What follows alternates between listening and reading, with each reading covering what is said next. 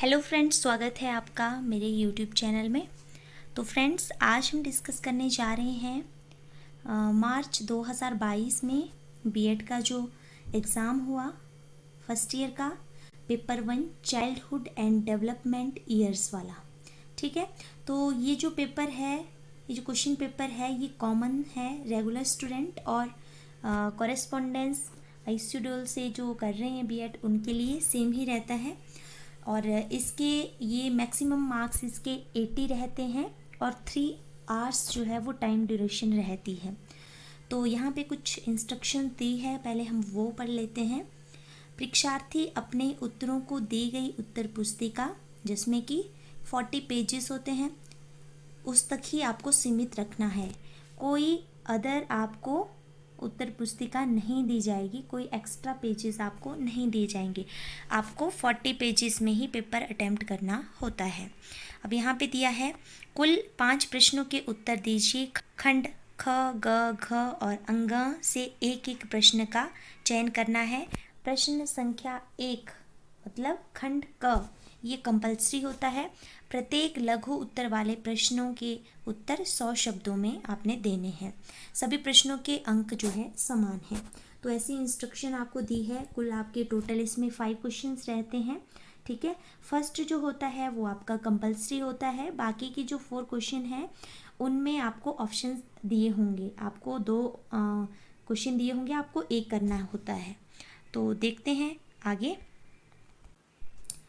तो अब डिस्कस करेंगे हम सेक्शन ए खंड का, जो कि कंपल्सरी क्वेश्चन है। यहाँ पे आपको सभी के सभी क्वेश्चन करने पड़ेंगे। 8 क्वेश्चन रहेंगे यहाँ पे। आप देख सकते हैं वृद्धि और विकास में अंतर क्या है, शिक्षार्थियों के लिए विकास के लिए आनुवंशिकता और पर्यावरण का महत्व, प्रतिभाशाली शिक्षार्थियों की विशेषताएं क्या है, व्यक्तिगत अंतर को कम करने में शिक्षक की क्या भूमिका है, बचपन के दौरान सामाजिक विकास के क्या लक्षण हैं, किशोर अवस्था की समस्याएं, समायोजन को प्रभावित करने वाले कारक, और लास्ट है अप समायोजन के लक्षण। ये जो है आपको दोनों मीडियम में रहता है, इंग्लिश और हिंदी। तो आपका जो भी मीडियम है आप वहाँ से उस मीडियम में आपने अपने आंसर देने हैं। और 8 क्वेश्चन रहेंगे और हर क्वेश्चन के 2 मार्क्स रहेंगे। फर्स्ट क्वेश्चन आपका 16 मार्क्स का रहेगा। इसके बाद डिस्कस करते हैं सेक्शन बी, और ये है, इसमें आपको क्वेश्चन नंबर 2 है। क्वेश्चन नंबर 2 में आपको क्वेश्चन है वृद्धि और विकास की अवधारणा और सिद्धांतों की व्याख्या कीजिए। और क्वेश्चन नंबर 3 है शिक्षण और सीखने की प्रक्रिया में शैक्षिक मनोविज्ञान के अर्थ की प्रकृति की भूमिका कीजिए। तो फ्रेंड्स, यहाँ पे सेक्शन बी में 2 क्वेश्चन है। आपने कोई एक क्वेश्चन करना है जो आपको अच्छी तरह से आता है। तो 16 मार्क्स का ये भी क्वेश्चन रहेगा। आपने सेकंड और थर्ड क्वेश्चन दोनों नहीं करने हैं, आपने दोनों में से कोई एक ही करना है, क्योंकि इंस्ट्रक्शन में हमें दिया है कि दोनों में से एक ही करना है। सेक्शन 3 है व्यक्तिगत अंतर की अवधारणा, आयाम और कारणों पर चर्चा कीजिए। क्वेश्चन ये 4th क्वेश्चन ये है। और 5th है कमजोर शिक्षार्थियों की विशेषताओं पर चर्चा करें और एक शिक्षक के रूप में कमजोर शिक्षार्थियों को पढ़ाने के लिए कौन से उपचारात्मक उपायों को अपनाएंगे।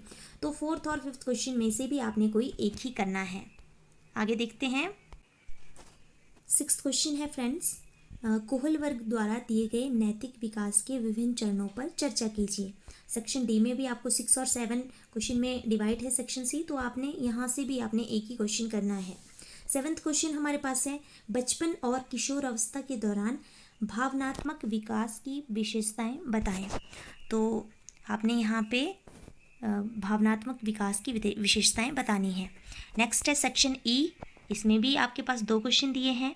जीन पियाजे के संज्ञानात्मक विकास के सिद्धांत पर विस्तार से चर्चा करें। और नेक्स्ट क्वेश्चन है सिगमंड फ्राइड द्वारा दिए गए व्यक्तित्व विकास की चरणों की व्याख्या करें। तो 8th और 9th से भी आपको एक ही क्वेश्चन करना है।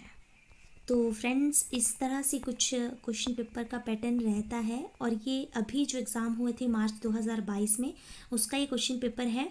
आपने टाइम देख लेना है, टाइम के अकॉर्डिंग सभी क्वेश्चंस को डिवाइड कर लेना है। जैसे 80 मार्क्स का क्वेश्चन है तो आपने अपने सभी जितने भी आपके 5 क्वेश्चन हैं आपने नंबर के हिसाब से और उनको टाइम में मतलब टाइम के अकॉर्डिंग उनको डिवाइड कर देना है कि मैंने इतने टाइम में ये क्वेश्चन करना है। जैसे 16 नंबर का क्वेश्चन है तो मैंने इसको हाफ आवर करना है, हाफ आवर में कंप्लीट करना है या 35 मिनट्स में कंप्लीट करना है, वो आपने डिवाइड करके देख लेना है।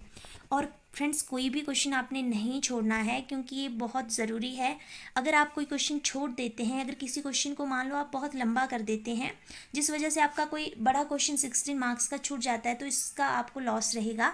अगर आपने सभी क्वेश्चन अटैम्प्ट किए होंगे तो आपका जो स्कोरिंग है मार्क्स की तो वो बहुत अच्छे से आ जाएगी। ठीक है, बाकी आपने छोड़ना कोई भी क्वेश्चन है, सभी को अटैम्प्ट करना है, तभी आपके मार्क्स जो हैं वो अच्छे आएंगे।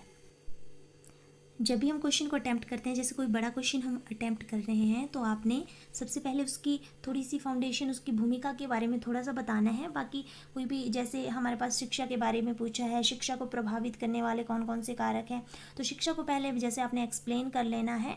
फिर थोड़ा सा माइंड मैप बना दिया, प्रभावित करने वाले कारक सभी को माइंड मैप के थ्रू आपने वहाँ पे डिस्क्राइब कर दिया। हेडिंग स्केच पेन ब्लू और ब्लैक आप यूज़ कर सकते हैं। आपकी स्पीड थोड़ा फास्ट होनी चाहिए और आपने अटैम्प्ट सभी को करना है। फिर जैसे आपने पॉइंट्स दिए होंगे माइंड मैप के थ्रू, इस तरह से जैसे आपने क्वेश्चन को एक्सप्लेन करना है तो आपने जैसे लक्षण दे रहे हैं हम शिक्षा के, तो इस तरह से आपने कुछ माइंड मैप बना लेना है। ठीक है, फिर आपने उन माइंड मैप को उनकी जो पॉइंट्स आपने माइंड मैप में लिखे होंगे उनको एक्सप्लेन करना है बारी बारी से, और लास्ट में आपने कंक्लूजन ज़रूर देना है। ठीक है, और ये बहुत इंपॉर्टेंट है, पेपर अटेम्प्टेशन का एक तरीका होता है। लास्ट में आपने क्वेश्चन का जो भी निचोड़ होगा उसको ज़रूर देना है। ये एक तरीका होता है पेपर को अटेम्प्ट करने का, जिस वजह से एग्जामिनर के माइंड में एक इम्प्रेशन रहता है और आपके जो मार्क्स हैं वो अच्छे आते हैं। मुझे आशा है आपको मेरी वीडियो पसंद आएगी और आगे के क्वेश्चंस पेपर भी मैं जल्दी ही अपलोड कर दूँगी, तो बने रहिएगा मेरे साथ। Thank you.